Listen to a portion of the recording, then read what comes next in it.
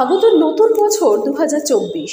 এই নতুন বছরে চালু হতে চলেছে সমুদ্রে পর্যটকদের বিনোদনের জন্য একটি ক্রুজ, যেটি ডায়মন্ড হারবার থেকে দীঘা, দীঘা থেকে পুরী। এই ক্রুজটি চলবে সাগরের ওপর দিয়ে। রাজ্য সরকারের তত্ত্বাবধানে পর্যটকদের বিনোদনের যে বড় আকর্ষণ হবে তা না বললেই নয়। সেই কারণে দীঘা, যেখানটায় রাজ্যের গুরুত্বপূর্ণ পর্যটক এলাকা, সেই এলাকা মানে রামনগর ১ নম্বর ব্লক।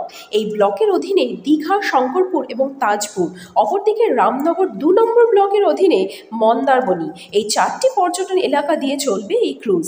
আর সেটি প্রথম এসে পৌঁছবে ডায়মন্ড হারবার থেকে সাগর হয়ে দীঘা, তারপরে পুরী পৌঁছবে। এই যে নতুন পরিকল্পনা, একে সাধুবাদ জানান রামনগর ১ নম্বর ব্লকের পঞ্চায়েত সমিতির সভাপতি নিতাই চরণ স্যার। তিনি রাজ্যের মুখ্যমন্ত্রী মমতা বন্দ্যোপাধ্যায় এবং রাজ্যের শুভ আইকন অভিষেক বন্দ্যোপাধ্যায়কে ধন্যবাদ জানান। যত তাড়াতাড়ি সম্ভব এই ক্রুজটি চালানো হবে তা তিনি জানিয়েছেন। তাতে নতুন বছরে একটি বাড়তি পাওনা হবে পর্যটকদের। দীঘা থেকে আমাদের সাংবাদিক অংশুমানের সাথে খবর পাঠিয়ে আমি রুবি। আপনারা দেখছেন নিউজ ভারত 24 আওয়ার্স।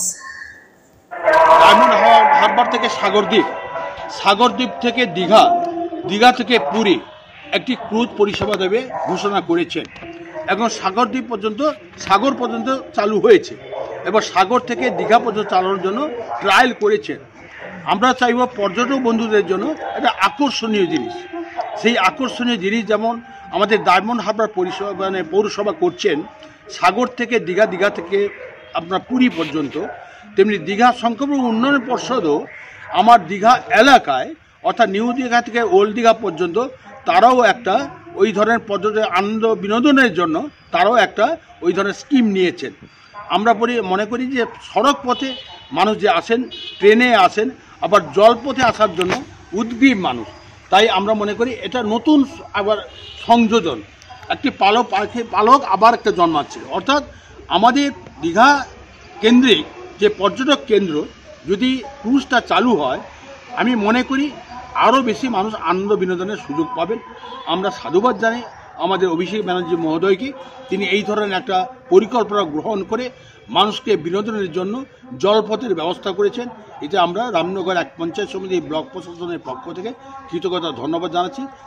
যাতে অতি শীঘ্র চালু হয়, আমরা সেটা তার আশায় বসে আছি।